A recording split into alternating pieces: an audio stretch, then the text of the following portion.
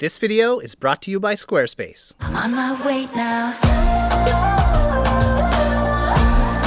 I'm on my way now.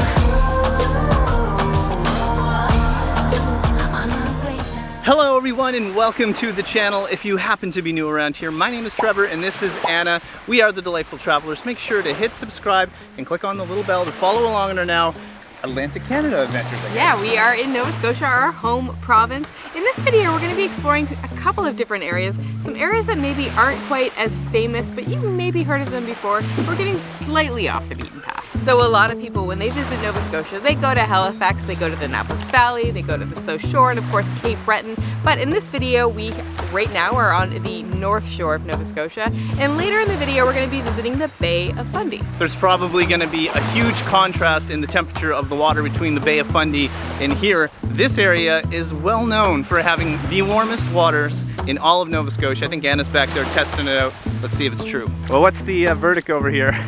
So this is the Northumberland Strait. It's supposedly some of the warmest waters in Canada and north of Virginia. I don't know. I wouldn't call this warm water. I did read that sometimes the water can get anywhere from 22 to 25 degrees Celsius. I would guess this is somewhere in the teens. It's a little, I mean, maybe if you go in and you fully submerge yourself, you'll get warm, but I wouldn't call this warm. Yeah, I can confirm I touched it. It's freezing cold to us, but hey, our comparison is the Caribbean and the Dominican Republic. For those of you that are new around here, we spend most of our months, most of the year, down in the good old DR, and we come up here to Nova Scotia and we forget just how cold, well, the water can be. I think by September it would get a bit warmer though. Right now, it's something like the end of July. That being said, the weather today is pretty nice. I actually wish we could sit down and enjoy a full-on beach day. Maybe I'd go in the water if that was the case, but we do of course have to film this video. But let's talk a little bit about the weather. It's like 25 degrees today. It's been a really, really nice July. You never know in Nova Scotia. Sometimes you get a really nice summer. Last year, 2023, not so good. It rained a lot, but so far this year it's been really, really good. We've been in a big stretch of like heat. It was like 30 degrees for a good week or so. So this has been nice. You guys might have noticed the RVs in some of the drone shots there. It's just in the background. We'll take you up there soon, but what's cool about this place is it has like its own little private beach. There's even people fishing as well, a few families out. This is pretty cool, but speaking of pretty cool, take a look at this. You can actually, well, I guess you could cross here if we had our bathing suits on. Huh? Yeah, I don't think we could do it enclosed because I can't tell how deep it is, but I'm guessing it's pretty deep. If we had bathing suits, you could go over. From the drone shots, there might be more beaches, like private beaches, if you went that way. That'd be pretty cool. So one of the reasons we really wanted to start off the video here in the North Shore is just to show you guys how much of a true gem it is. So you can see there's not many people here. I know we're at a campground, but a lot of the area is like this. So different, especially to HRM. There can be so many people at these beaches, but this is great. I mean, this is like it's our own. Yeah, it's like a quieter area. Plus, I think there's just more beaches. There's so many beaches that everybody can spread out, which is really nice. All right, we're gonna take you guys up into the campground. And for those of you that are new around here, you might not know, this is a new thing for us. We just recently bought an RV and we're just starting to take it out. So we're discovering all these like campground benefits. A lot of people that come here full time, you can see they have all these like decks set up and everything. They've got cool setups. Yeah, there's like really big kind of fifth wheel RVs everywhere with full-on patios. Yeah, not what we bought one for. Our goal is to travel more, get across Canada and the US, not to sit in one spot, but I totally understand the appeal. It's almost like having a cottage, a permanent place you can come to every weekend, take your vacations and have a view like this. Well, here's our little home in the campground here. We absolutely love the RV. You might notice something is different here, huh? Can you guess? I'm gonna give you a minute. Can you figure out what's different about the RV? No? We actually took the stickers off. I think it looks so much better. You guys, if you don't RV, you probably never even noticed that a lot of them have like swooshes and weird things on them. Why? Why does every single RV company do that? We took them off and I feel like it looks so much better, just cleaner and just more modern looking. Now it actually matches the FJ as well. Good. So it's looking pretty good. Yeah, I like it. We're definitely learning the ropes. I think the most complex part so far is down here. So this with the kind of hookup and all that, it can be a little challenging, but it's just more about remembering all the steps. We also have like a lift kit and some stabilizers. So basically, I think we got it down. We've done this a few times now. And then if I go over here, if you're not familiar with RVs, you got all this stuff. It's just like kind of your sewer, you got your fresh water, electrical, but we did run into Our first problem. Rookies over here. We made a rookie mistake. Before we get any further in the video, we just wanted to say a huge thanks to Squarespace, our longtime partner, for being a sponsor once again. You guys know by now that we use Squarespace exclusively to design our clients' websites, and we of course built our own website on Squarespace, but they make it so easy to design your very own website. Squarespace is the all-in-one platform that helps you stand out and succeed online. One thing we love about Squarespace is that they are constantly updating and reinventing their platform. A more recent addition is Squarespace Blueprint, their new guided design system which allows you to create a completely personalized website. Choose from professionally curated layout and styling options to build a unique online presence from the ground up, completely tailored to your brand or business and optimized for every device including desktop and mobile. Squarespace also has integrated, optimized SEO tools. Easily launch your website and get discovered fast. You show up more often to more people. Are you ready to build your own website? Head to squarespace.com for a free trial, and when you're ready to launch, head to squarespace.com/delightfultravelers for 10% off your first purchase of a domain or website. And of course, a huge thank you to Squarespace for sponsoring this video and supporting creators like us. What happened here? Well, see this? That at one point earlier today was attached to the bottom of the RV. Apparently these are really not the best types of stabilizer jacks because they just sit on one foot there. We're learning the hard way that they're not the best. That was what it came with, and when we bought it, they did tell us that we'd probably want to replace them at some point. We didn't envision it quite happening this way, but it got stuck. So thankfully, Trevor tried to move it yesterday. We're not on the best not the best flat spot. So I think there was maybe too much weight on this. I'm not sure, but we noticed at the last place we were at, he had a hard time getting it up when we left. This time it was completely buckled, couldn't do anything with it. Thankfully we noticed before we're leaving tomorrow and going to a new place because that really would have sucked. And a guy came, found a guy that does like mobile RV repair and came and cut it off for us. Yeah, look at this. I mean, I bent the frame entirely. Oh gosh, guys. I guess lesson learned on my end, but it's much better to damage this little guy than the entire RV. Definitely loving the setup in here. Every time we spend a couple days in here, we figure out a few things that we need or that will work better, and we get them, and so I feel like it just gets more and more efficient in here, I guess you'd say. But I love how it looks too. It's super cozy. Now though, I'm pretty hungry and we know a little spot to go to. Yeah, one of the best things about being mobile in an RV is the areas that you can come to. Obviously, as we said, we're on the North Shore. It's a place we've been to a couple times in the past and I can't wait to go back. Welcome to Jost Winery. I have technically lived in Nova Scotia my entire life, and it still feels like a novelty that there are wineries here. There are actually a lot of wineries. Did you guys know that? If you're not from Nova Scotia, you maybe didn't. If you are from Nova Scotia, I'm sure, obviously, you did.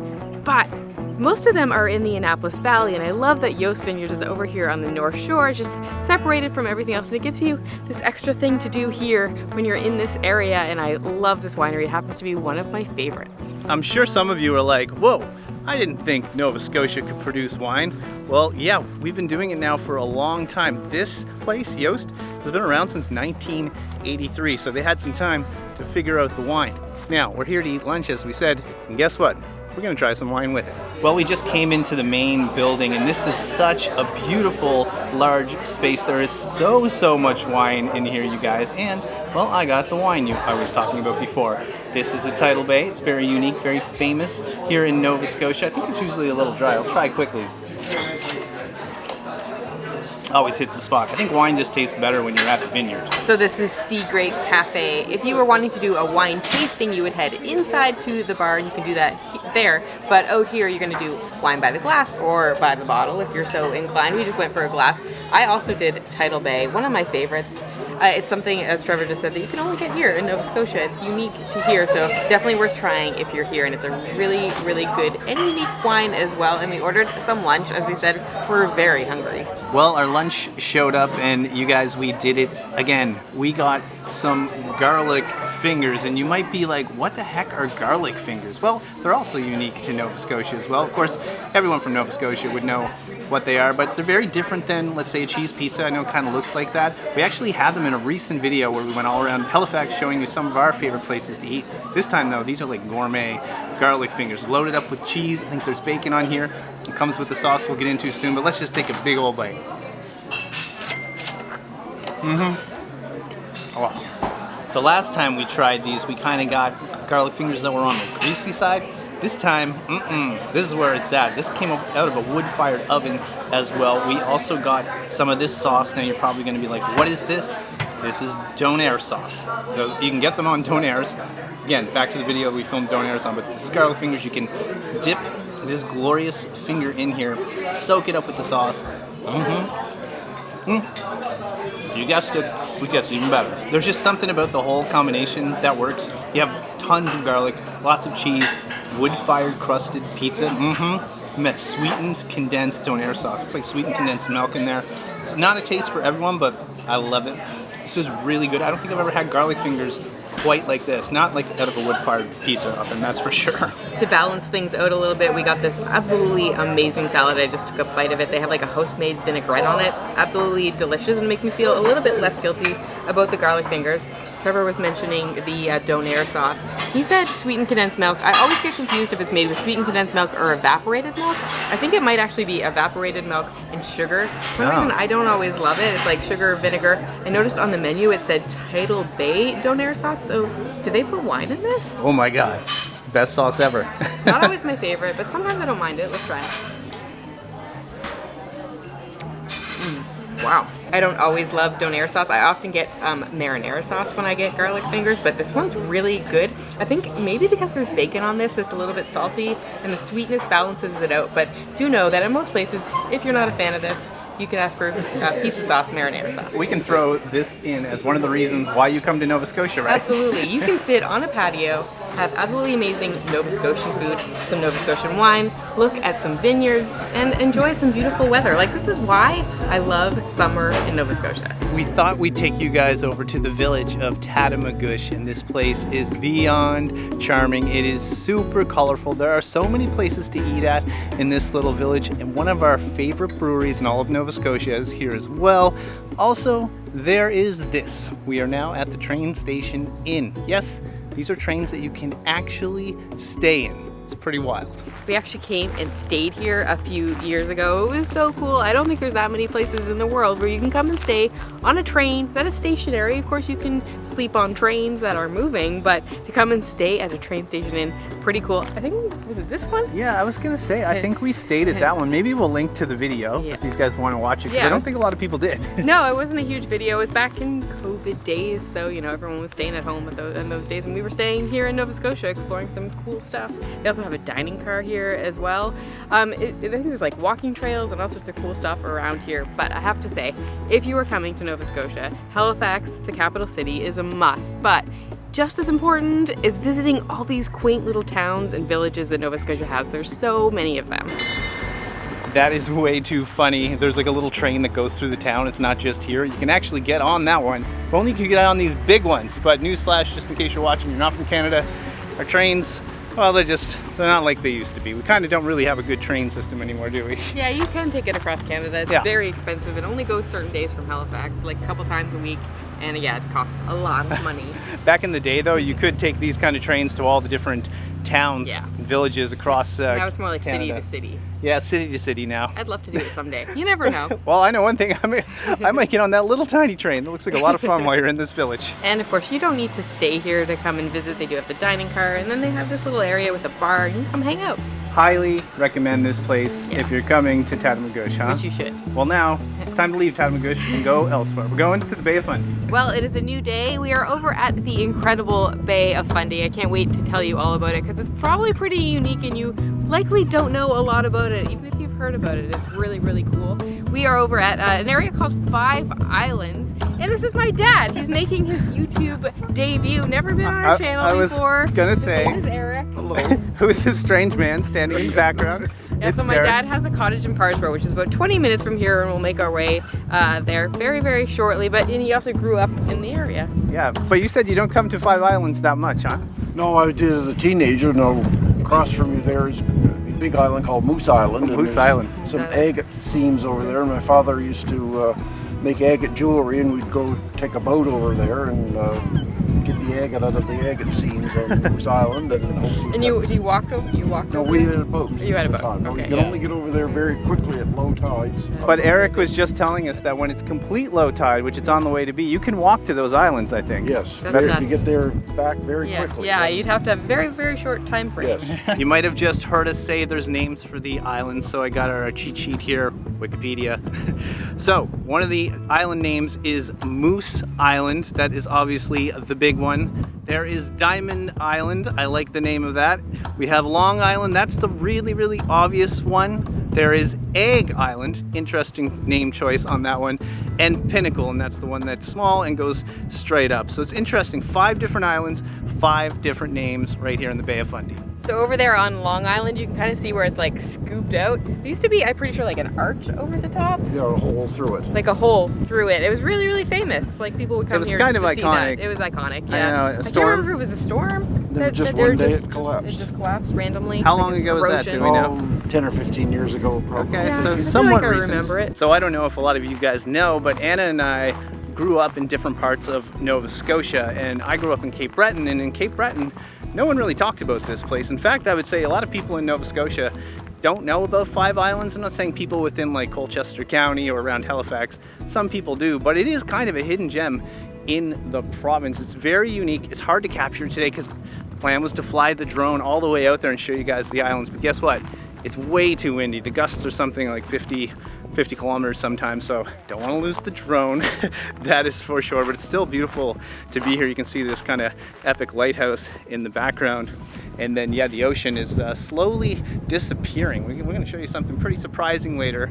We're on the Bay of Fundy. If you guys don't know what that is, it's known for having the highest tides in the entire world, but what's more impressive is it has the lowest tides in the entire world. No one talks about that, but that's when you see the ocean go away. So remember that, because pretty soon we're going to show you something cool. Well, we've just come over to the provincial park here, and it's absolutely breathtaking, you guys. We're not too far from where we just were, right? It was about a 10-minute drive all the way down to the provincial park. It's actually a really nice drive, and the only provincial park I think we've come across that's paved. So, fun fact for you. We're on the beach here, and it's quite a rocky, you'll notice, but the beaches around here in general are all pretty rocky. Yeah, we were also talking about like what can you get here for fish, seafood. Do you happen to know like the seafood in this area? Oh, it's mostly flounder, haddock. What about clams and things like clams. that? Five Islands used to be a huge clam area. They still dig a lot of clams here. I Like think. if you wanted to, could you walk down and find them, or is that? Oh, I think you an could. expert? Yeah, I think sometimes you'll find people out there walking on the ocean Yeah, floor. with their bucket. Yeah. Yeah, speaking of people walking around, you can see a whole bunch of different groups here doing that. It's a lot of fun, and this is pretty unique. Again, the Bay of Fundy, I guess New Brunswick kind of takes that claim to fame, but guess what? It touches here as Just well. as much, yes. So you might be wondering, what kinds of things can you do if you come to the Bay of Fundy? It's not just visiting the beach, lounging on the beach and watching the tides, which is fun in and of itself, but there's lots of great stuff to do. One, not really around this area, but the Bay of Fundy is super famous for whale watching, a lot of humpback whales. It's truly amazing and definitely something you should put on your bucket list. You can also go tidal bore rafting, not around here also either. It's on the other side of the Minas Basin, closer to Truro area. You can actually go like super crazy whitewater rafting when the tide comes rushing in. It's just absolutely nuts. There also, I don't think it still exists, but right around here, they used to have a run called Not Since Moses. Kind of a funny name for it, but it was actually like a timed run that you could do over to the island over there. That's crazy. Imagine like Yeah. running from way over there, Yeah, all the way over on there. the mud. I think you got pretty muddy. I remember seeing pictures from it. We've just come back over to Parrsboro, and we're at the beach close to Anna's dad's cottage. And yeah, this is a totally different beach than the other one. Totally different beach than the other one. This is the tide, I think, completely out.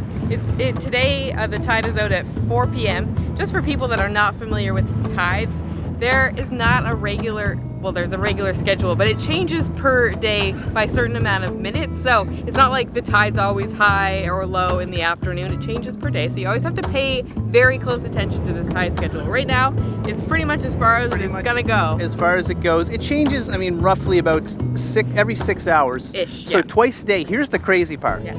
One time a day, it goes all the way out like this. Then it comes all the way up to that bank right there. and then it does it again. Yeah, and it also depends on the time of year. So sometimes you get really, really high tides. At some point it actually goes all the way up to the road, which is way past there. It goes super, super high. You have to be really careful then, because hopefully no hurricanes hit when you get really, really high tides. Thankfully that hasn't happened yet. But right now I think the high tides aren't too high. I have some footage here you're gonna see from 6 hours ago where this kind of bay here in Parrsboro was filled up. You'll see various images, and then I'll show you what it looks like now, kind of zoomed in. Hopefully it gives you an idea. It's absolutely crazy. It's like the ocean disappears. It's nuts, and it literally takes 6 hours to get from this high point all the way back there. And then you can actually go down and walk down there. Yeah, like we said before, you can go look for clams and things like that and walk through the waterways. I used to love doing that as a kid. So much fun, but you have to be extremely careful. You'd think 6 hours, oh, that's lots of time to get back, but you have to be really careful. It actually moves quite quickly. We got some more facts for you here. Get this one just blows my mind. Twice a day here in the Bay of Fundy, 160 billion tons of water roll in and out of it. Mind-blowing stuff. That is so much water. I cannot believe it happens twice a day, and that's why they warn people about the tides. I mean, you got to be careful around these things. Obviously it looks pretty, well, tranquil and calm right now. It's pretty much a muddy floor, but yeah, I wouldn't want to be caught in all that water coming in, that's for sure. This is wild. We're literally walking on the ocean floor right now. You can kind of see all the mossy seaweed. Anna's back there trying to pick her path.